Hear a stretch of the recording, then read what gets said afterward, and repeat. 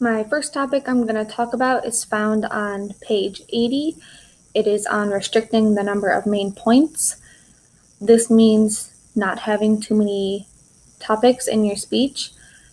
Having too many topics in your speech will make you have to spend more time researching many topics, and you'll be more broad over these topics. Research has indicated that audiences like to hear about 2 to 7 points in a speech. In our speeches, the book says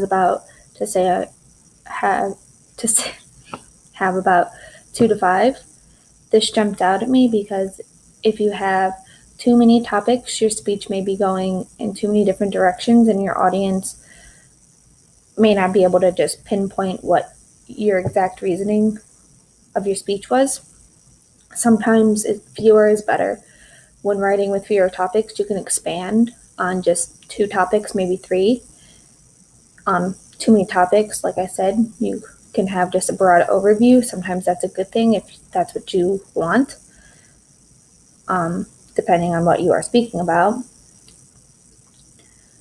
This is important in public speaking. Depending on what your speech is about, you may need to have a lot of points, or you may need to have few points. If you need to just be focused on 1 or 2 points, then focus on those 2 points. If you need to pinpoint 5 or 6 points, then you need to just research not as much, I would say, and because you don't want to spend 3 hours in front of an audience talking about these 5 or 6 points. I would definitely use this in my speech because we're only going to be talking about 2 to 5 points, so we just need to restrict our points and just sometimes get to the point. My second point is found on page 85. It's about transitioning, oddly enough. Transitioning is how you move from one point to another.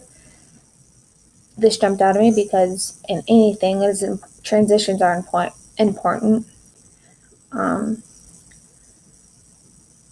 This concept is important to public speaking because it can snap your audience back in.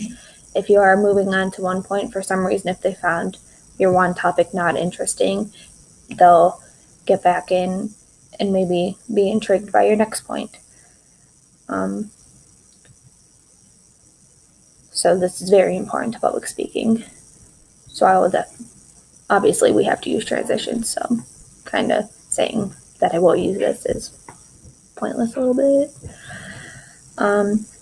My third thing I will be talking about is found on page 93.